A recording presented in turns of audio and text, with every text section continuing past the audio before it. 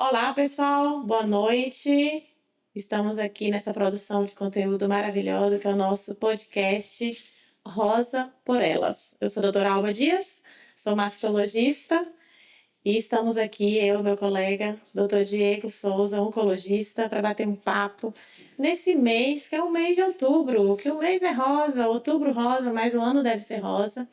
Nós estamos aqui em Barreiras, eu exerço a mastologia aqui há 22 anos.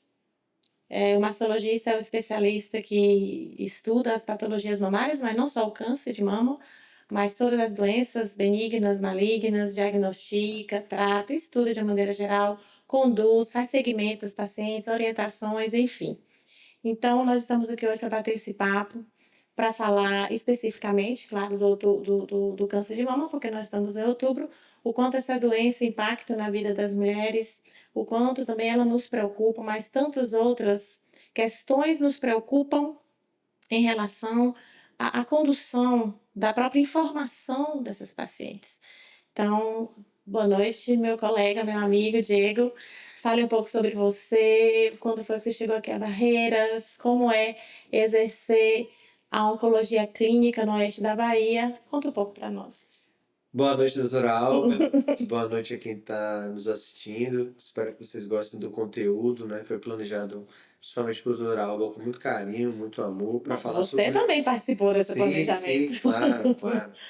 Mas quando a gente fala de Outubro Rosa, né? O mastologista tem um papel fundamental, porque, né, o maior assistente aí em relação a essa parte de diagnóstico e também é o que mais atua aí nessa programação, até porque a gente está falando de prevenção.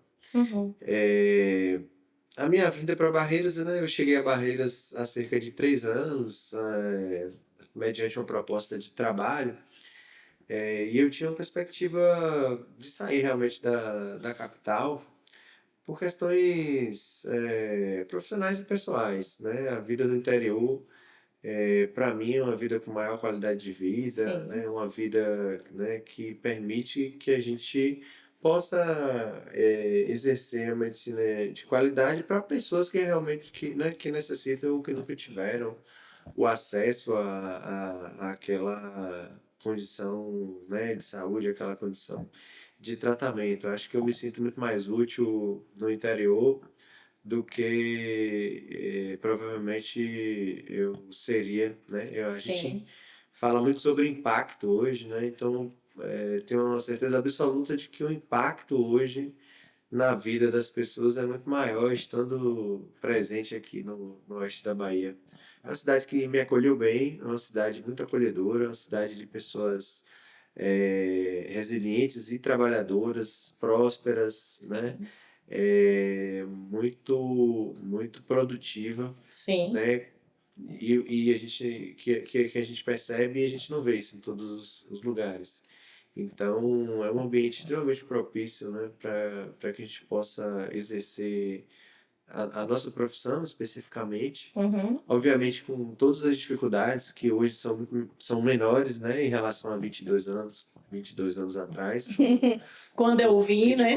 de quando o doutor E Alba viemos esteve. desbravar. Hoje a gente, se a gente for comparar, provavelmente a gente está num paraíso aqui, né? E saiu, mas obviamente a gente precisa evoluir bastante.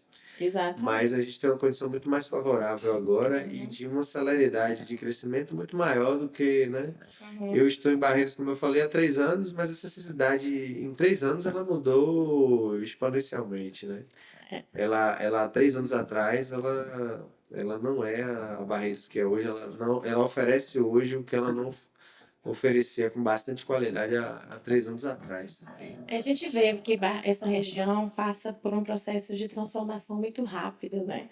Fazer parte, né, da região do agro, isso também atrai investimentos, atrai pessoas. E eu digo sempre que nós somos desbravadores também na área da medicina, né? Eu acho que isso impacta na vida das pessoas. Você falou de ser útil, né, nessa região, sabendo que nossa região comporta 36 municípios do oeste da Bahia, né? Mais de 1 milhão de habitantes, 1.250.000 habitantes. Então, o que era muito difícil, né? Antigamente, você sair daqui para fazer avaliações médicas nas nossas especialidades fora de Barreiras. Então, de fato, existir os serviços aqui e prestar essa assistência, imagine você, a gente fazer exames, fazer diagnósticos, fazer exames que são, inclusive, aceitos e bem aceitos em qualquer lugar do Brasil, saber conduzir uma paciente, saber passar esse diagnóstico. As pacientes precisam de informação, precisam ter acesso ao que a gente estuda, ao que a gente vê, ao que a gente aprende, né, nos eventos, no que a gente está aprendendo no nosso dia a dia. Eu acho que o câncer de mama, por exemplo, é uma das doenças mais estudadas, nós sabemos disso, Exato. porque ela impacta na vida das pessoas, na vida da família. O câncer de mama está no topo da lista, né? Na população feminina do Brasil, corresponde a 30% de todas as neoplasias, e isso nos preocupa também, não é? E em Barreiras não é diferente, né? Você que, inclusive, é, é responsável pelo serviço de oncologia do Hospital do Oeste, né? Você deve ter dados, inclusive, até da nossa região também. O câncer de mama também está nesse patamar, em primeiro lugar. Acho que Barreiras, Exato. a região também não sai desses números, né, da nossa estimativa do Instituto Nacional do Câncer, do que a gente vê mundo afora. A gente segue esse perfil mesmo, de fato, né? O maior contingente, né? O maior número de diagnósticos, o maior número de tratamentos relacionados ao câncer está relacionado ao câncer de mama mesmo. Então a gente diagnostica, trata, né? Acompanha mulheres o ano inteiro, né? E cada vez mais um número maior de mulheres, né? Lá dentro é um serviço, principalmente o serviço público, com diagnóstico de câncer de mama, né, sendo um espelho realmente do que é a prevalência, né, do que é a estatística para o câncer de mama no Brasil e no mundo, né? Isso, esse mês a gente para discutir essas questões. Então, nós estamos aqui hoje e, nesse momento, com certeza, muitos médicos e vários segmentos da sociedade estão discutindo essa problemática, né, que é um problema de saúde pública mundial. Então, assim, hoje nós somos convidados para falar em qualquer lugar, sairmos um pouco da nossa bolha, do consultório, do hospital, do lugar onde a gente presta assistência, para falar sobre o câncer de mama, para conscientizar a população. Você acha que o Outubro Rosa, ao final, chegando o dia 31 de outubro, você acha que ele, de fato, cumpriu o seu papel na conscientização? Porque a gente fala mês de conscientização sobre a prevenção do câncer de mama. Você acha que isso realmente impacta na vida das mulheres e da nossa região, mas do mundo? Então, eu tenho plena certeza de que há um impacto positivo, né, da campanha do câncer de mama. E pensando de forma histórica mesmo, né? Surgiu a primeira campanha do Outubro Rosa, surge, né, nos Estados Unidos, Nos anos como 90. nos anos 90, como uma ação, né, dentro da maratona lá da cidade de Nova York, e que no ano seguinte ganhou uma proporção, né, de uma ação ali esporádica naquele dia, para uma campanha de conscientização mensal, né, com um mês inteiro falando sobre prevenção e tratamento do câncer de mama. E não menos do que isso, o câncer de mama foi a pioneira de todas as outras campanhas que hoje a gente fala de forma quase que mensal, né? Foi a primeira a se falar sobre prevenção, e a partir dela surgiram os diversos outros meses, As várias cores, as né? várias cores dos outros meses. Então, considerando esses fatos, a gente percebe realmente que existe impacto, a gente percebe esse impacto.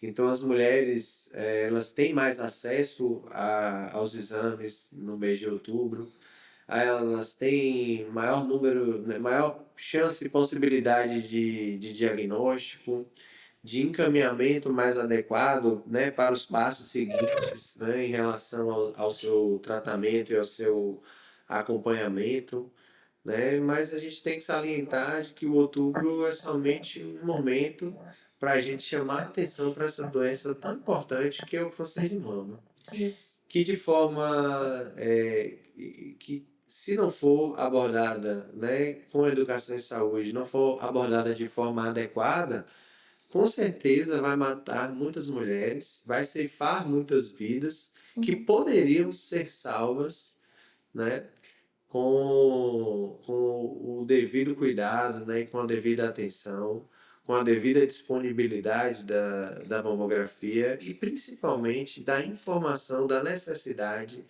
da mamografia a partir dos 40 anos para as mulheres em geral, né? E cada vez mais, né, a gente ganhar em esmiuçar esse atendimento, esse acompanhamento, esse rastreamento, né, para as populações que não fazem parte dessa população geral e que precisam de um rastreamento até mais precoce, né? E mais E mais personalizado, né? personalizado. Porque nós estamos assim estratificando, né, Exato. os grupos, as mulheres, né? Aquelas mulheres que têm o risco geral e aquela paciente de maior risco. Exato. Nós tentamos fazer isso porque nós temos assim grupos específicos que precisam de maior atenção. Exato.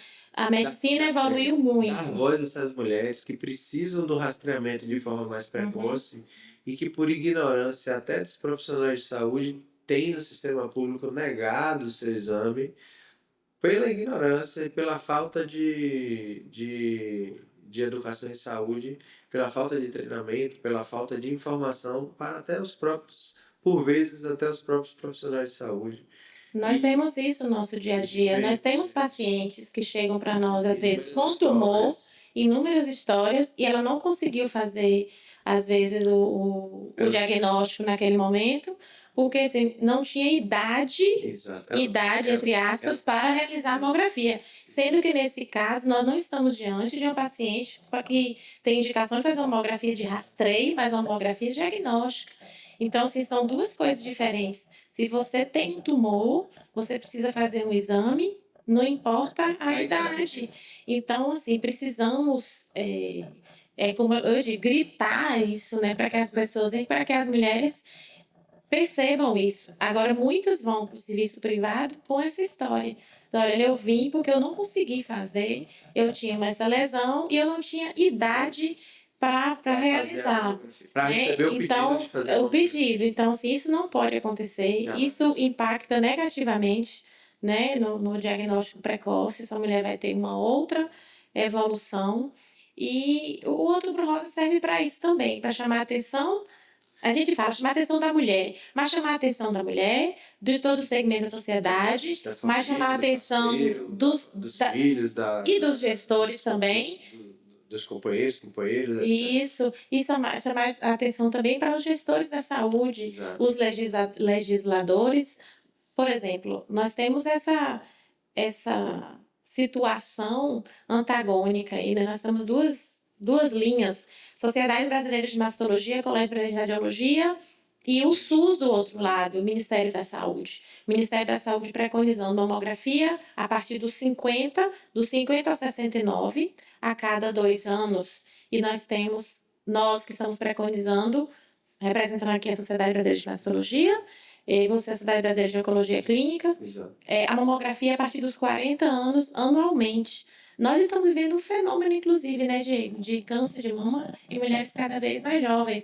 Nós não estamos, é fato, nós não estamos nem falando das com menos de 40. Nós estamos querendo que a mamografia seja feita a partir dos 40. Nos Estados Unidos, voltou a ser realizada a mamografia a partir dos 40 anos de idade. E outra coisa, anualmente.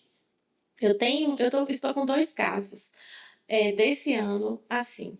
Uma paciente fez a mamografia havia 1 ano e 2 meses e a outra havia 1 ano e 3 meses. Então, a paciente tinha uma lesão de milímetros, 0,7, 0,8. Então, qual foi a pergunta que essas pacientes me fizeram? Inclusive, foram próximas. E a mamografia tinha sido feita há exato 1 ano e 3 meses, 1 ano e 2, e eu pude comparar as mamografias feitas, inclusive, lá no serviço. Eu comparei os 2 filmes, aquelas lesões realmente não existiam há 1 ano e 3 meses. Então, qual foi a pergunta que essas mulheres me fizeram? Doutora, e se eu não tivesse tido condição de procurar um serviço privado e realizar o exame? O que seria de mim? Foi a pergunta delas, né? Como seria? Como seria? Uma grande interrogação. Ela falou, eu iria... Uma grande catástrofe. Catástrofe. Isso é fato. Isso é fato, você que sabe. Então, ela falou, olha, eu ia fazer mamografia só daqui a de 1 ano e 2 meses, 8 meses depois, se conseguisse fazer, completando os 2 anos da última mamografia. E a outra, muito parecido. Como estaria esse tumor 8 meses depois? Lesões potencialmente curáveis, lesões, tratamento cirúrgico conservador, quer dizer, de excelente prognóstico, desfecho ideal. E é isso que nós queremos. Nós queremos diagnóstico precoce. O tumor palpável é um tumor palpável. De fato, vai ser tratável. Toda paciente vai merecer tratamento, né? Exato. E tudo mais. Mas o quanto isso impacta. Então, falar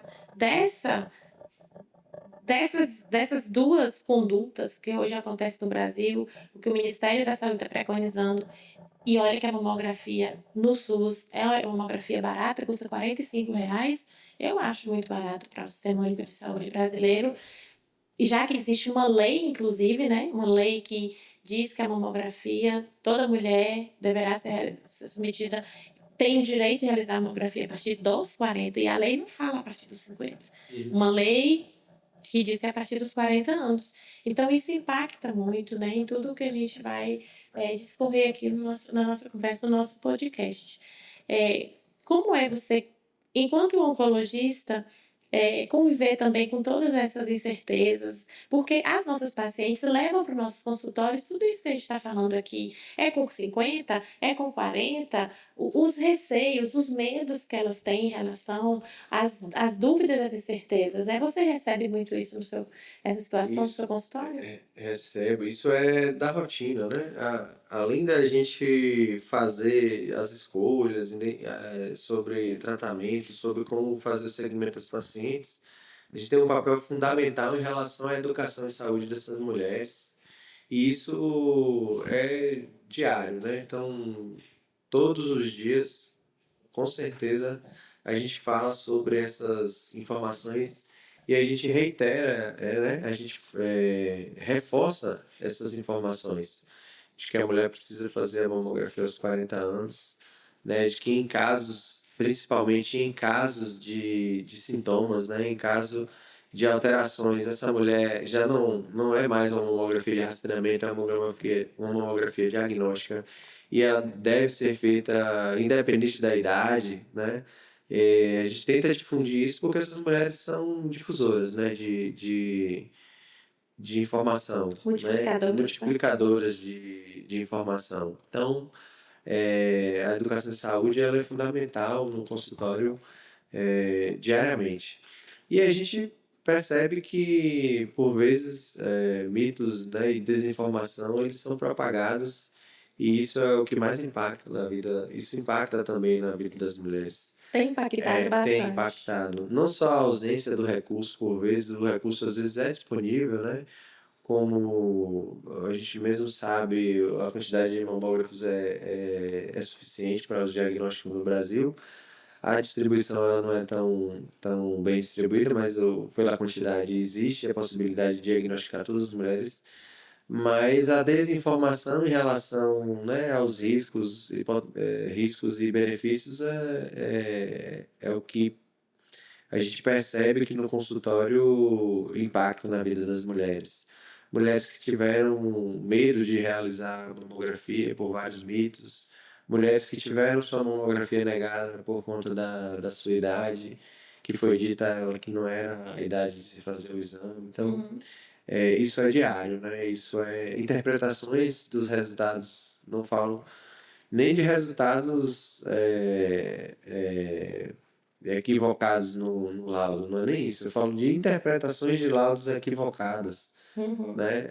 Isso também impacta, eu percebo que isso impacta no diagnóstico mais precoce Uhum. das mulheres, né? E Então, nós temos, né, casos existem, né? existe, as histórias estão aí, a As gente histórias tem estão, isso diariamente. são muitas histórias para contar. E nós não podemos também perder de vista que são muitas os mitos que norteiam, né, o câncer de mama. É uma doença que que as mulheres têm receio. Existe uma cancerofobia muito grande, né? Nós sabemos o papel que a mama exerce na vida de todas nós mulheres. Nós somos mamíferas, Isso. nós alimentamos nossos filhotes com nossas tetas, com nossas mamas. É muito importante para a feminilidade, sexualidade. Nós sabemos o impacto que uma patologia mamária pode causar na vida dessa mulher, não só na sua parte física, na sua autoestima, na sua autoimagem, mas na vida da sua família, do trabalho também dessa mulher, enfim. E nós não podemos perder de vista que nós não podemos subestimar, já que a gente está falando também que precisa de informação em saúde, nós não podemos subestimar uma lesão, né? Então, assim, quem atende essas pacientes, que está na ponta, que está fazendo saúde da família, que está no dia a dia, o próprio agente comunitário de saúde, enfim, todos nós que estamos envolvidos na condução dessa mulher, nós precisamos. É uma coisa que eu acho que a gente já absorveu muito isso. Nós não subestimamos nenhuma lesão, independentemente da idade dessa mulher. Nós estamos vivendo casos e vendo cada vez mais câncer de mama em mulheres com menos de 40 anos, mulheres jovens, e, e nós não vivíamos isso há 20 anos atrás. E esse é um fenômeno também brasileiro.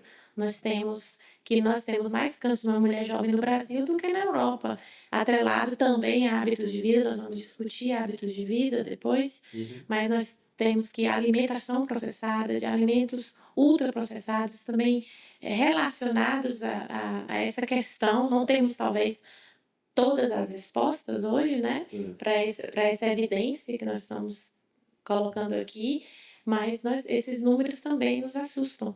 Isso faz com que a gente tenha também mudado a nossa percepção da doença, que é uma doença heterogênea. O câncer de mama, ele não é uma doença única, né? Ele é uma doença que se apresenta de múltiplas formas. É algo também que a gente tem que desmistificar. As pessoas ficam buscando sempre um tumor e um tumor duro, um nódulo endurecido. Eu tenho dito, qualquer nódulo, qualquer nódulo, qualquer alteração, às vezes não é nem um nódulo, né? Nós temos doenças, o carcinoma inflamatório mesmo, o edema em casca de laranja, a textura, o espessamento cutâneo, né? E isso é um tumor. Então, nós temos que realmente esclarecer. Porque o que eu vejo? Eu vejo assim, uma doença complexa sendo simplificada em qualquer conversa, de qualquer jeito, e eu acho que isso não se aplica ao câncer de mama. Existem, com certeza, né, tem cânceres que ele se apresentam daquela forma, e você vai só daquela forma, e às vezes até não existem tantas formas de tratar. Você veja que quantas formas de tratar, né, o câncer de mama, né, uma doença que tem, né, uma doença multifaceta, né, e isso realmente é algo que a gente tem que falar, que discutir. O Outubro Rosa, como você bem disse, no Outubro Rosa existe essa preocupação que é mundial, e eu percebo na minha prática clínica que, de fato, as mulheres se preocupam bastante. Parece que elas descobrem que tem mama, a demanda da agenda da gente também, as pessoas ficam focadas nisso, né? As empresas estão também preocupadas. Hoje, para você ter ideia, eu fiz um evento numa empresa privada de bate-papo com as suas colaboradoras. Eu tenho sido chamada, inclusive, convidada por várias empresas. A gente sai um pouco da bolha do consultório, de estar ali só na assistência, e sair um pouco, faz um pouco de filantropia, faz esse trabalho de conscientização, de você sair um pouco da sua realidade do consultório e ir para a sociedade, além, Mouros. Então, a gente rompe essas barreiras, nós vamos para as empresas, nós vamos para as praças, nós vamos para escolas, nós vamos para universidades, eu vou para a igreja, nós vamos para a zona rural, como já aconteceu. Então, assim, eu acho que o Outubro Rosa Ele serve para tudo isso, serve para paciente também, mas eu acho que faz com que nós médicos tenhamos também uma postura diferente. Essa é a minha percepção. E teve um caso aqui de Barreiras, uma certa vez eu estava como enfermeira no rádio e a gente falando sobre o Outubro Rosa, e era Outubro Rosa, houve o depoimento de uma paciente, ela falando que teve um paciente que estava com um tumor avançado, e que estava disposta, inclusive, a tentar contra a própria vida, desesperada, mesmo com filhos, enfim. E com a entrevista do rádio que ela ouviu e tudo, isso despertou nela algo mais, um gatilho, rompeu a barreira do medo, que o medo estava, né, realmente assim, fazendo com que ela se paralisasse. Enfim, essa pessoa buscou a unidade de saúde e ela, na verdade, foi salva por uma entrevista no rádio. Então, assim, parece, não é sensacionalismo. Não. É uma verdade isso, né? As Uma vida pessoas... salva sempre é uma vida vida, salva. claro. E vale a pena, né? Se a gente fizer todas as campanhas que a gente faz e a gente conseguir salvar uma vida, a gente tá fazendo nosso papel. Claro. Mas, obviamente, tudo que a gente faz no Outubro Rosa, a gente alcança muitas mulheres. A gente tira as mulheres dessa zona de desconforto, na verdade, né? Não é uma zona de conforto. A zona do medo, eu acho. De ansiedade, né? Não saber exatamente como vai ser o seu futuro, né? Então, acho que informação, educação e saúde, a gente tem esse papel. Seja no consultório, seja no podcast, né? Seja na zona rural, seja na sala de espera, né? Como você fez com as mulheres lá, né? no HO. Então, toda oportunidade que tivermos, né, de falar sobre saúde e informar as pessoas sobre saúde, com certeza são oportunidades que salvam vidas. Exatamente. E o Outubro Rosa é isso. É isso. Eu costumo falar, né, todos esses eventos que a gente participa, falar que o Outubro é rosa, mas o ano também é rosa, né? Claro. E cada vez mais no Outubro Rosa, a gente chama a atenção para isso. De que o cuidado, né, com a saúde da mulher, ele deve ser feito durante todo o ano. Contínuo. O ano para nós tem que ser rosa. Exatamente. O ano tem que ser rosa. E eu acho que cada vez mais a gente tem essa noção e essa necessidade de falar sobre isso. E quebrarmos os mitos, né? Eu vejo muitos mitos. Nós estamos, claro, E eu vejo muita desinformação. E desinformação. Mitos de desinformação. Mitos, fruto da desinformação. Eu acho que os mitos e a desinformação, eles caminham juntos, não é? É um grande desafio para nós hoje, médicos, né, lidarmos com isso. O mito, ele gera dúvida, né? E a desinformação, ele gera uma certeza errada. Né? Então, assim, eu acho que alimenta, né, os mitos. Exato, Então, a gente vê a desinformação, por exemplo, a mamografia anual causa câncer de mama. Né? Isso é uma desinformação. Isso é uma afirmação, que leva, equivocada e que leva a mulher a não fazer o seu cuidado de forma adequada. Isso é mais do que... um desserviço, isso né? É um desserviço. Muito mais do que um mito. Eu acredito dessa forma. Você parar de adjetivar essa conduta que existe de fato na nossa prática clínica e no meio que a gente vive, né? No nosso país. Nós enfrentamos esse nível de desinformação, faz parte da nossa prática clínica, isso aumenta muito o nosso trabalho. É um desserviço que presta à classe médica, científica, mas principalmente às nossas mulheres. Inclusive, são médicos que vão para as redes sociais falarem dessa questão. Sem embasamento científico. Sem embasamento. E é algo que já se transformou no jargão da nossa profissão, é dizer que a medicina é baseada em evidências. Então, fica difícil você pegar 40 anos, mais de 40 anos de estudo em relação à mamografia e jogá-los na lata do lixo porque alguém se achou no direito de ir para algum meio de qualquer natureza, até na internet mesmo, e dizer que a mamografia causa câncer de mama, que a radiação da mamografia causa câncer de mama. É uma radiação, gente, exígua, é muito pequena. Inclusive, um dos objetivos da compressão mamográfica, você comprimir a mama, Reduzir. é fazer a menor dose possível, a dose segura. Então, claro, se você faz a mamografia sem comprimir, é uma coisa.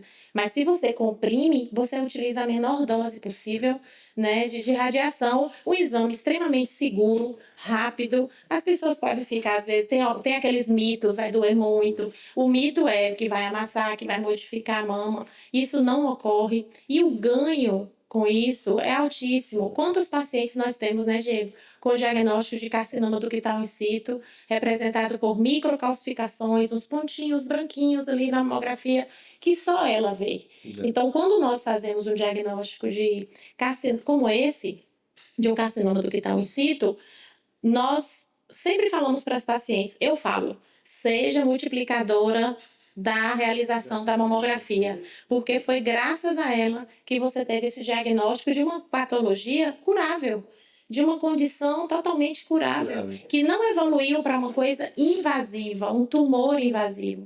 Então, assim, conviver com esses mitos, hoje, para mim, o pior do nível de desinformação, na verdade, não é mito, é essa questão da mamografia. Pacientes, gente, que chegam para a gente assim, ó, Diego, marca no meu serviço a mamografia, ultrassom e a consulta. Paciente que chega assim, marca. Hoje eu tive paciente assim, marcou a consulta e ultrassom.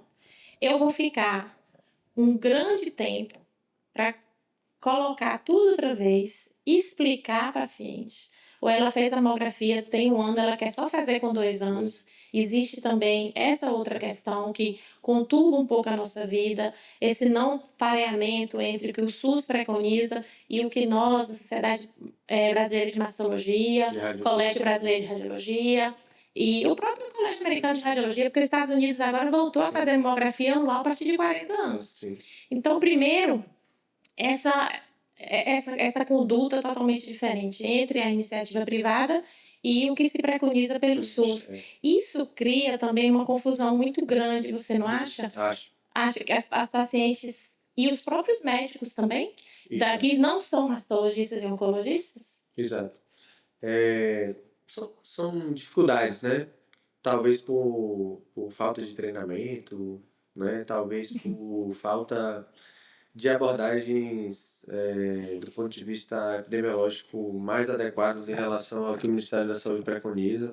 A gente sabe que a mamografia ela salva vidas, né? Sim. E quanto mais precoce, né, que é o que a mamografia se propõe, maior a chance, né, de cura, maior a chance daquele tumor não trazer nenhum tipo de malefício àquela mulher. Me corrija se eu estiver errado, acho que a quantidade de radiação de um raio-x de tórax, né, ele é 10 vezes maior, né, do que uma mamografia. E as E tomografias, ninguém né? tem medo de fazer Nem 3 tem- raios-x de tórax por ano, né? E nem tomografia. E nem tomografia. Você vai fazer uma avaliação de coluna ou como que você faz tomografia, às vezes, seriada de vários segmentos do corpo, né? E você não vê ninguém, você vê os pacientes pedindo para fazer tomografia. E não Sem existe. necessidade. E nenhum médico vai para a rede social para falar da mamografia ou da tomografia. Exato. Então, assim, qual é o conflito de interesse que existe? Exato. Eu, sinceramente, para mim é muito complicado, porque eu estou na ponta, eu estou todos os dias fazendo meu consultório de mastologia, conversando com os nossos pacientes ali, ó, durante anos. Então, assim, você começar de novo, sabe o que eu acho? Eu acho que a gente tem que discutir o que nós podemos fazer a mais e não reduzir o que nós já fazemos, que a gente está achando que é pouco. Você tem que fazer mamografia, que não é o único exame. Você tem ultrassom, você tem ressonância, você tem uma série de exames, às vezes. Eu digo sempre assim, ó. Hoje eu estava falando isso, né, com as mulheres. A medicina é assim, gente. Às vezes, para dar o diagnóstico de uma doença, você precisa fazer vários exames para você dar o diagnóstico de uma doença. Existem doenças que você não precisa de nenhum, que é simplesmente o exame, eu estou falando do exame complementar. Sim. Simplesmente na nossa prática clínica, nossa avaliação clínica, herpes zoster, por exemplo. Você precisa fazer que exame? É clínico, o diagnóstico, o tratamento, tá? Você vai fazer com base na sua avaliação clínica. Então, a medicina é assim. Mas o que nós temos que discutir é o que nós podemos fazer mais. Nós podemos tornar acessível, por exemplo, outros métodos diagnósticos, a ressonância, por exemplo, para grupos especiais de E pacientes não reiterar informações que a gente já sabe que são que informações são, válidas, que né? são válidas. Então, assim, você impactar na redução de taxa de mortalidade, né, em 30%, só a mamografia fez isso. Mas, assim, existem outros mitos, né, em relação ao câncer de mama também. As pacientes sempre chegam achando, por exemplo, a questão da hereditariedade, né? Sim. As pessoas, às vezes, pensam assim, ah, tá tudo bem comigo, não vou procurar, tem receio, na minha família não tem casos. O que você acha? E considerar que 80% dos casos de câncer, né, em geral, e isso se aplica ao câncer de mama, são não hereditários, né? São esporádicos, como a gente fala. Uhum. É, a gente tem uma população brasileira, uma população mundial obesa, né? O Brasil, se eu não me engano, tem 40% de pessoas obesas, os Estados Unidos tem mais de 60% de pessoas obesas. E a gente sabe que a obesidade é um dos maiores fatores de risco, né? Tirando, né, aquelas pacientes que têm realmente uma doença hereditária, que corresponde a 20% dos casos, mais ou menos. Mas ninguém faz uma campanha sobre, né, vamos falar sobre atividade física, controle do peso, controle da dieta, porque isso vai prevenir não só o câncer de mama, mas Muitas outras. talvez mais da metade de todos os tipos de câncer que a gente tem catalogados. Então a gente precisa isso, esse é o passo a mais, né? A gente precisa parar de ter que reiterar informações sobre mitos e começar a fazer o a mais para a gente prevenir na sua origem lá Exatamente. o desenvolvimento dessas patologias. Então, Uhum. ter hábitos saudáveis de vida, né? Ter hábitos, né, de controle de peso, controle da obesidade, do sobrepeso. Alimentação saudável, Alimentação né? São saudável. esses pilares, né? Que hoje está se falando, inclusive, com prevenção primária, né? Exato, essa é a primeira parte da prevenção, então a gente precisa falar, porque isso modifica, né, Modifica. vidas, isso salva vidas também. Modifica riscos. Os fatores de risco são Exato. muito conhecidos, né? E não a gente ficar quebrando cabeça aí com pessoas ainda falando sobre mamografia causa câncer. Não pode. Não E pode. dentro desses fatores de risco, de fato, você citou fatores de risco sobre os quais nós temos influência, né? Essa questão dos hábitos, né? Isso. O tabagismo, você veja que houve uma preocupação mundial anti-tabagismo, né? E isso impactou, inclusive, na gênese na diminuição da taxa de mortalidade, inclusive, e até de prevalência do câncer de pulmão, Exato. né? Ele saiu do primeiro lugar, a mama está em primeiro lugar, já superou câncer de pulmão, fruto, inclusive, de uma grossa campanha anti-tabagismo mundial, né? Então, assim, olha como funcionou. Funciona. Prevenção funciona. Prevenção primária funciona. Funciona. Exato. A gente precisa falar disso também. Precisa. E precisamos... E acabar com esses mitos, né? De que todo câncer ele é hereditário. Né? Se sua família não tem nenhum caso de câncer, isso não exclui a possibilidade. Seus hábitos de vida são os hábitos de vida, né? Como a gente leva a nossa vida, eles são muito mais importantes até Isso. do que a hereditariedade, porque a gente está falando de 80% dos casos. Então, Exatamente. numericamente, o impacto né, do que a gente faz da nossa vida, do nosso corpo, da nossa mente, né? Tudo isso impacta no risco de ter câncer. Então, mais do que pensar, né, que não teremos câncer porque nossa família não tem casos recorrentes, pensar que precisamos ter hábitos de vida saudáveis para poder prevenir de forma primária. Vários trabalhos mostram que mesmo as mulheres que têm síndromes hereditárias que aumentam o risco de câncer, pessoas que têm síndromes hereditárias, né, que aumentam o risco de câncer, as pessoas que fazem atividade física e o controle do peso, ela é capaz de modificar de forma epigenética a expressão daquela alteração genética. Isso. Então, é o básico da prevenção, né? Falar sobre atividade física e controle de peso. Né? Hoje a gente tem muito cuidado, às vezes, falar, não estou querendo ser gordofóbico, nem nada do tipo, Mas isso é uma realidade científica, É a né? realidade científica. A gente precisa combater essa epidemia Sim, que é a obesidade é a também, obesidade. e que leva ao aumento do risco do câncer de mama. É. No Outubro Rosa a gente fala sobre prevenção, então a gente precisa falar dessas medidas, né? Aham. É outros tantos fatores de risco, né? Alguns polêmicos, né? O uso de terapia hormonal, por exemplo, pós-menopausa, né? Eu acho que as mulheres se preocupam muito também com essa questão, porque elas querem ter qualidade de vida. E Exato. a mulher pós-menopausa, né? Para Tem. aplacar os sintomas, né? Não só de onda de calor, mas tantos outros, né? Sim. Insônia, ganho de Isso. peso, Risco de risco de osteoporose, osteoporose, com por fratura fratura, precoce, né? exatamente, Exato. né? Pele seca, perda de libido, Isso. vagina seca, sem lubrificação, uma série de sintomas, e as mulheres realmente se preocupam muito com isso. Mas eu percebo também que tem um grupo de mulheres que tem receio de realizar a terapia de reposição hormonal. Muitas me procuram, até tem muitas dizem, doutora, eu sei que você é contra, né, a terapia de reposição hormonal. Eu digo, menina, onde é que você leu isso? Eu ouviu isso de mim ontem, né? E muito pelo contrário, eu trago, inclusive, isso até nas minhas falas, né? Barreira, região oeste da Bahia fora, que nós, mastologistas, não temos essa postura Sim. anti-hormônio, muito pelo contrário. A gente preza pela qualidade de vida da mulher. O que nós não podemos é indicar terapia hormonal para uma mulher que tem história pessoal de câncer de mama. Nós não temos nenhum tipo de orientação, não estamos liberados para isso. Não só no Brasil, mas em nenhum lugar do mundo. Até a própria testosterona, a gente não pode indicar para os pacientes que têm história pessoal de câncer de mama. Mas aquelas mulheres que fizeram avaliação da mama, são bem tranquilas, não têm lesão e, e que precisam fazer a terapia hormonal, por que não fazer? Então, se as mulheres nos procuram com esse nível de preocupação, mas eu tenho medo de fazer, eu tenho receio de fazer. Eu tento conversar e dizer, olha, você não é uma paciente de alto risco, uma paciente que não tem história familiar de uma natureza, que os exames estão ok, não vejo por que não fazer. As pacientes que tiveram câncer de mama, não pode fazer. Agora, o que eu preconizo, o que nós preconizamos, é que a gente faz uma vigilância maior.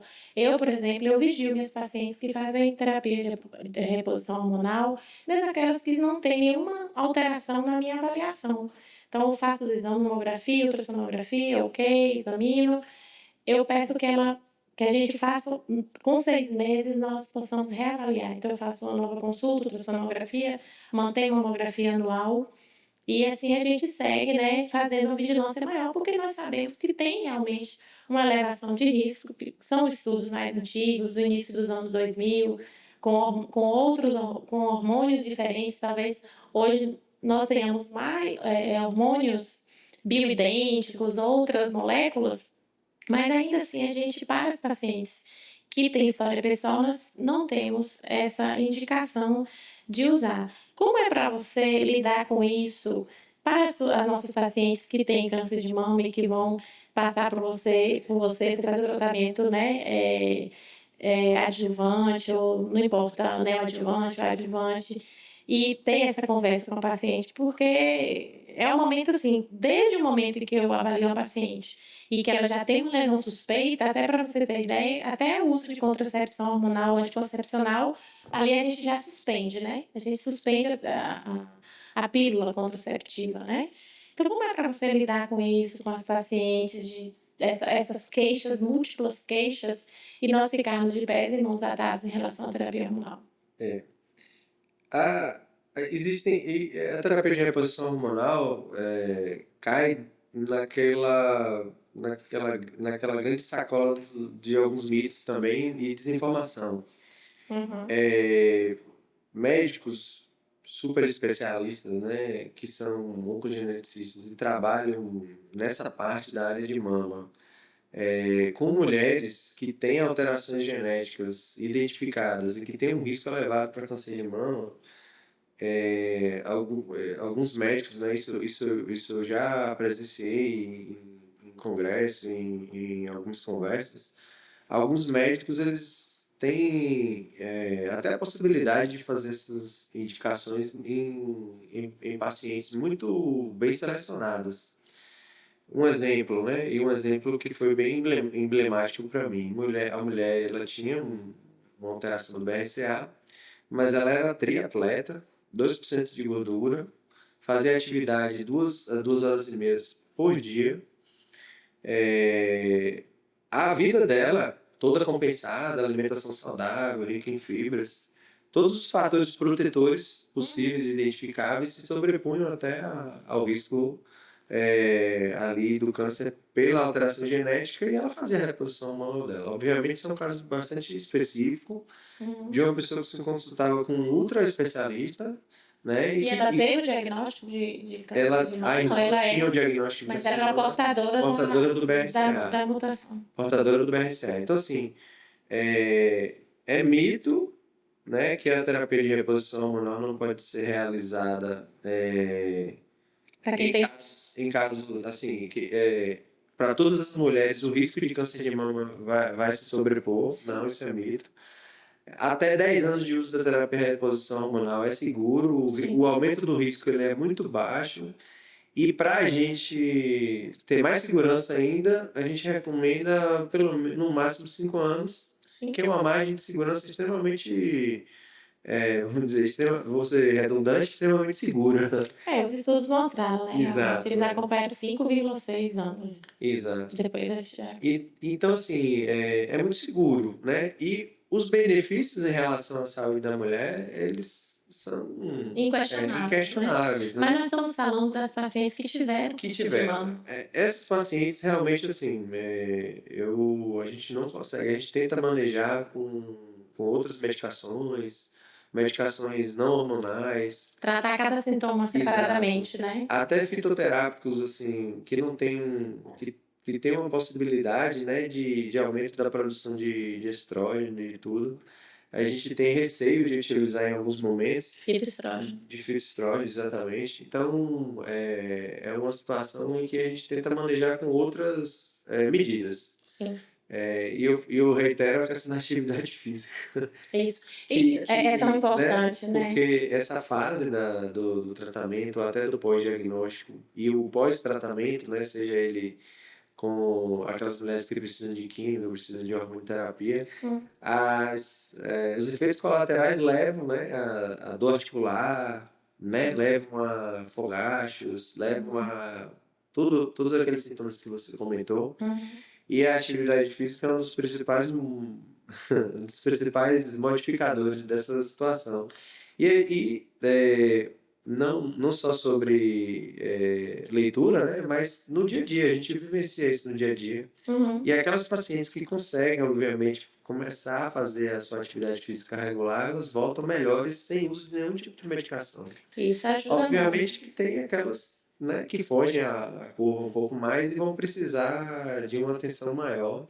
Mas terapia de reposição hormonal para mulheres que tiveram câncer, né, como história pessoal, realmente é uma seara que a gente não consegue avançar muito. Não tem muitas respostas. Exato, não tem muitas respostas. Agora, não tem muita segurança. Essa paciente que tem a mutação do BRCA1, e eu acho que as pessoas que vão nos assistir, que estão nos assistindo, Sim. Elas entendem já um pouco, né, da mutação do BRCA1, BRCA2, que torna essas mulheres, né, muito susceptíveis a desenvolver o câncer de mama, no caso BRCA1, e câncer de ovário também, né, gente? As pessoas entendem que quem tem essa mutação são genes de alta penetrância e que susceptibiliza essas mulheres. Nós estamos falando desse grupo de pacientes que o Dr. Diego citou muito bem, que o Diego está aqui falando. Essas mulheres, quando elas esvaziam a mama, que elas fazem a adenectomia redutora de risco e também elas retiram os ovários, elas podem usar o estrogênio sozinho. Isso. Lembrando isso, né? Porque às vezes a pessoa fala assim, nossa, a pessoa fez a cirurgia, o efeito Angelina Jolie, né? De fazer aquela cirurgia, de fazer a adenectomia redutora de risco, retirar o tecido mamário, substituir por prótese e também fazer a retirada, né? Dos ovários também. E também fazer toda a esterectomia, né? Então, fazer a esterectomia total. Porque também de câncer de endométrio. Então, fazer a esterectomia total e, exatamente, uma colectomia, retirar os ovários, essa pessoa poderá, nesse caso, fazer o uso do estrogênio, porque não vai precisar da progesterona, porque não tem mais endométrio. E imagine que essas mulheres, quando fazem essa cirurgia, são pacientes mais jovens, né?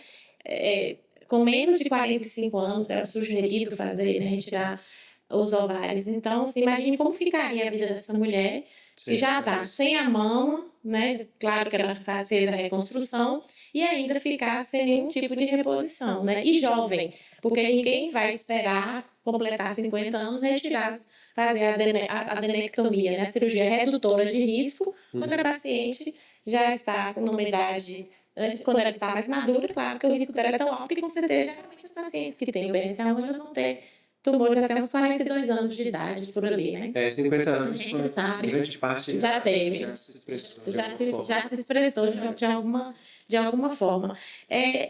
Então, Uma questão que eu acho bem interessante eu acho que eu bem. Eu tinha uma pergunta para fazer, esqueci, só um minuto. Era sobre reposição, mas depois eu lembro. Depois eu vou lembrar. Não estava relacionado com essa questão de terapia de reposição. Depois eu pergunto. Vamos continuar. pois essa É um questionamento muito frequente, tá? E esse questionamento de reposição hormonal, ele independe de classe social, tá? Não são as mulheres de classe social mais alta que perguntam sobre terapia de reposição hormonal, não. Os sintomas são tão exuberantes, as mulheres ficam tão sintomáticas, que mulheres até com pouca instrução educacional formal, elas chegam perguntando porque elas pesquisam, elas perguntam. Então, Isso. é um questionamento muito frequente mesmo. Isso, de zona rural também. A gente recebe aqui muitos pacientes de zona rural. E as pessoas estão antenadas. As pessoas querem ter qualidade de vida, né, gente? Em relação às pacientes que não tiveram câncer, quando possível, fazer fisioterapia hormonal, que você tem que somar também vida aos anos, né? É aquela coisa, você quer somar vidas aos anos ou anos à vida, né? Então, a terapia hormonal cabe sim. Hoje, a pessoa uma mulher de 50 anos, a mulher de 60, eu não falo nem 50, né, Diego? Mulher de 60 anos, ela é jovem, né? O homem também, 60 anos, é jovem, né? Nós estamos vivendo, assim, uma mudança total da pirâmide etária brasileira. Nós sabemos que, muito brevemente, nós teremos um grande contingente de pessoas idosas no Brasil. Então, nós teremos também um dos fatores, né, que mudou também muito essa questão da epidemiologia das neoplasias malignas no nosso país, né? O envelhecimento é o maior fator de risco. O para envelhecimento. câncer geral. Então, nós vamos ter mais neoplasias malignas, como teremos também outras tantas doenças relacionadas, né, ao maior tempo que nós vamos passar por aqui, né? Então, isso mudou muito. Nós saímos da questão daquelas doenças infecto-contagiosas, as crianças morriam de diarreia e tudo, as crianças... Tem pacientes, eu tive 10 filhos, 2 morreram quando nasceram, você pergunta, morreram de quê? As pessoas... Tétano. Diarreia, tétano também, Natal. E as pessoas às vezes nem sabiam, Diego. Se a gente está falando aqui de 20 anos atrás, como era Barreiras, né? Imagine isso há 40, 50 anos, né? Existe assim, a gente saiu, né, da maior causa de mortalidade das doenças infecciosas. Hoje a gente passou para as doenças cardiovasculares, que estão muito relacionadas com o envelhecimento, mas também com os hábitos de vida. Vida de vida de novo, né? Impactando, né? Hábitos de vida ruim. E para o futuro é a sobreposição mesmo das doenças oncológicas como as principais causas de mortalidade, até sobre as doenças cardiovasculares, porque a gente evoluiu tanto no conhecimento das doenças cardiovasculares que hoje, né, você vê pacientes hipertensos, diabéticos vivendo 90, 100 anos, né? Exatamente. Com todo o seu tratamento ali de forma adequada, a gente está percebendo que há essa mudança. E também na parte oncológica também, né? Nós temos, eu percebo assim, uma evolução em todos os aspectos. Nós temos a evolução de informação, nós temos meios de comunicação, através dos quais nós estamos aqui, como hoje nós estamos falando. evolução no diagnóstico. Disponibilidade dos recursos para se fazer o diagnóstico. Exatamente. As pessoas mais antenadas, essa descentralização da medicina o que aconteceu conosco? Nós descentralizamos a assistência. Então, nós viemos para cá, nós nos tornamos úteis aqui. Você falou essa frase que, quando você falou, eu me lembrei de um colega meu, o nome dele é Alcides. Ele é de Recife. Uma colega minha no congresso, uma vez brasileira de mastologia, falou assim: Albinha, quando é que você volta para Salvador? O pessoal até parou de me perguntar mais isso, sabe? Depois que o pessoal se conscientizou que eu não voltaria mais. Antigamente, às vezes, o médico ia para o interior, passava uma temporada e voltava, né? Ia para, sei lá, de repente, trabalhar, guardar alguma coisa, voltava para casa do famoso pé de meia. E eu dizia, gente, só se Deus permitir que eu fique por lá, mas assim, eu não pretendo voltar, não pretendo, até a pessoa já esqueceu. Mas tem uma colega minha perguntou isso e a Alcides bateu no ombro dela e falou assim: deixa a Alba lá, ela está sendo mais útil lá, com certeza, né? Não é que ela não seria, tal. A gente conversando, né, um dia sobre isso. Essa questão de impacto hoje. Impacto de você se tornar útil naquele lugar. Você, né? Eu, no meu caso, eu tinha meus irmãos que moravam aqui, né? Meus 3 irmãos que já tinham vindo, meu irmão veio já há um tempo. E depois que a gente foi amadurecendo, depois que eu voltei de Milão, do Instituto Europeu de Oncologia, que eu fiquei até pouco, voltei e fiquei ali 2 anos em Salvador, mas assim, já algo estava. Eu estava inquieta, eu sempre digo que eu estava um pouco inquieta, e enfim, a gente resolveu vir para Barreiros, para essa região aqui, enfim. Mas você falou dessa coisa de se tornar útil, né? De você ter essa mentalidade de centralizar. Essa descentralização também, eu acho que ela causa impacto em tudo isso que a gente está falando, porque você torna a especialidade, essa área da assistência, acessível às pessoas. Então, quantas pessoas da zona rural não podiam, por exemplo, se dirigir a Salvador? Nós estamos tão distantes de Salvador, nós estamos mais próximos da Brasília do que a Salvador. Então, o quanto isso de fato impacta na vida das pessoas, inclusive essa descentralização. Você veja que mamógrafos, por exemplo, nós temos mamógrafos no Brasil hoje suficientes, sabe? Já foi feito esse estudo, mas, claro, eles estão concentrados em algumas regiões. Então, assim, com certeza existem tantas outras regiões mais longínquas, de grandes centros, regiões mais inóspitas, que com certeza as mulheres não têm acesso aos meios diagnósticos e com certeza não têm acesso ao que vem depois, né? E isso impacta também na taxa de mortalidade por câncer de mama ainda, né? Nós vemos que até o estudo da Amazônia 3 mostrou, agora recentemente, que mulheres que são assistidas pelo SUS, elas têm tumores mais avançados. Mulheres que têm a liberdade vivem menos. Tem piora dessa qualidade de vida, tem tratamentos mais agressivos. Isso. E é uma cadeia. A saúde da família. Isso. Então, impacta em tudo. E as mulheres que têm a liberdade de poder bancar seus exames, ou ter um plano de saúde que ela tem a liberdade de fazer os exames quando ela quiser e precisar, elas têm diagnósticos mais precoces, tratamentos muito mais efetivos, com desfecho, ao final, né, muito melhor. Então, assim, qual a mensagem que você, depois de... A gente conversou muito pouco, tem muita coisa pra gente conversar ainda, e quem sabe, né, a gente não vai fazer um podcast definitivo para a gente estar aqui sempre falando de... frequente para falar sempre de alguma coisa sobre saúde. Né? Exatamente, eu acho que é tão bom ter esse bate-papo, a gente conversar de uma forma, inclusive, que as pessoas nos entendam, né? Porque às vezes o pessoal diz assim, médico fala tudo muito complicado, complexo, temas muito técnicos, e não. A gente consegue chegar às pessoas, né? Atingi-las. Qual a mensagem assim, que nós poderíamos deixar? Você fala a sua, assim, brevemente, eu posso também.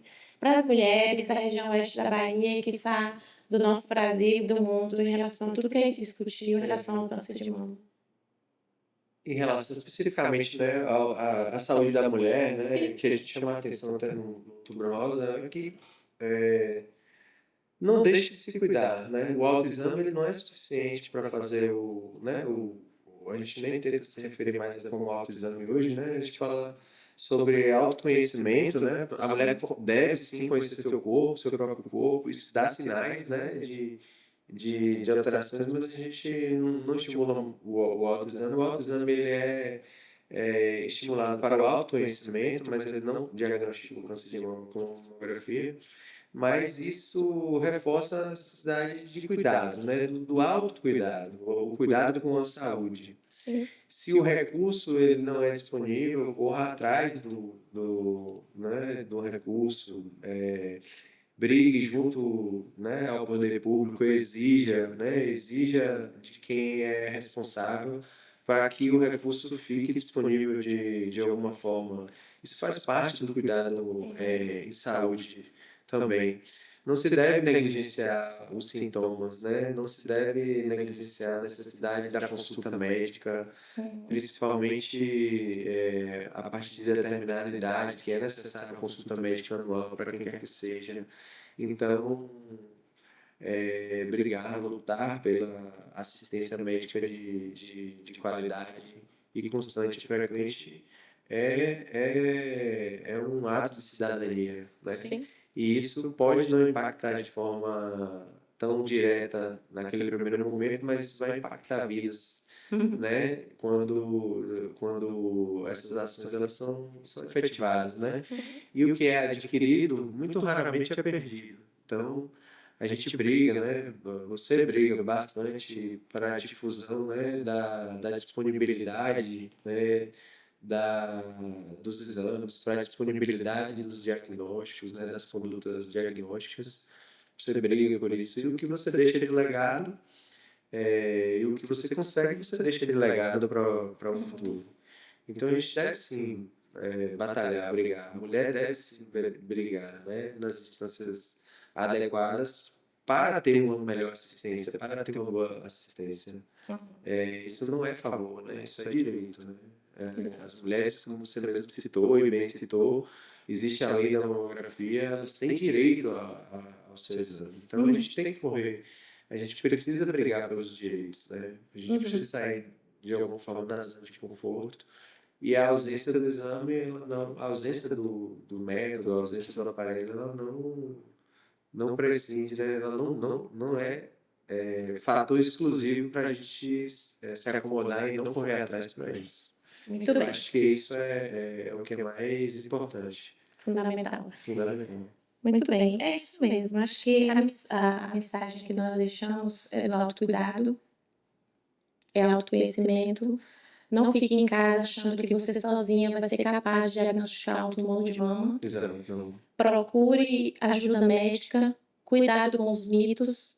Eu tenho uma paciente muito recente que ela chegou com um tumor avançado e ela disse assim, poxa, eu fui ouvir minha vizinha que disse que não era para eu fazer mamografia, não era para fazer isso e aquilo. E a gente ali, ela chorando, o filho falando, pois é, você foi ouvir sua vizinha, né? Ele falando assim, eu vi a vizinha, não ouvi o médico. Então, existe uma desconfiança muito grande, muitas vezes, mas assim, acredite, confie nos profissionais médicos que sejam qualificados para lhe atender, para te conduzir, você não está sozinha diante de um diagnóstico. A conduta em relação ao câncer de mama é multiprofissional, multidisciplinar. O tratamento avançou muito, são muitos esforços sendo enveredados para isso. E preste muita atenção, escolha, tenha filtros, escolha aquilo que você. A fonte, beba água limpa da fonte e saiba onde buscar para que você não seja penalizada por isso. Eu acho que esse é o recado para as mulheres. Porque só você vai ser penalizada por um diagnóstico tardio. Né? Nós estamos aqui falando de diagnóstico precoce, nós estamos falando do melhor tratamento possível. Nós sabemos que mais de 40% das famílias brasileiras são conduzidas e cuidadas por mulheres. Então, o câncer de mama ele impacta na vida da mulher, mas ele impacta também na vida da sua família. Então, um tratamento menor te dá, como o doutor Diego disse, uma qualidade de vida melhor, uma sobrevida gigante. Nós sabemos que quanto menor o tumor, a chance de cura, e nós temos cura. O câncer de mama tem cura, nós vamos abordar isso né, no segundo momento, mas eu acho que o recado que fica é procure ajuda, não fique sozinha. A mamografia é insubstituível. Se o seu médico não quer solicitar, insista, mostre que Exato. você tem informação. Isso é importante. Né? Isso é importante também, que às vezes, assim, quem está... Faça valer sua voz. Faça valer sua voz. Porque às vezes você leu, você ouviu, você buscou num site de confiança, foi sua médica que falou de confiança, e às vezes você chega num posto de saúde e você não consegue. Existe uma confusão entre a mamografia diagnóstica e a mamografia de rastreio. Então é isso, você tem que buscar realmente lutar pelo seu direito. A nossa conversa, nosso papo, esse primeiro momento, infelizmente, termina aqui, foi bom demais. Sempre é muito bom conversar, sempre é muito bom bater papo com você, com certeza. Né? Eu tenho prazer em dizer que a gente teve em Barreiros. A gente sempre tem pouco tempo para conversar, né? Mas se a gente pudesse conversar, a gente conversaria muito mais. Bom demais. E é isso. E é sempre agradável, sempre aprendo um pouco mais quando a gente conversa sobre saúde. Né? Troca de experiência. Exatamente, isso é muito importante. É isso aí, joia. Tchau, pessoal. Tchau, pessoal. Obrigado por nos acompanhar até agora, tá? Joia.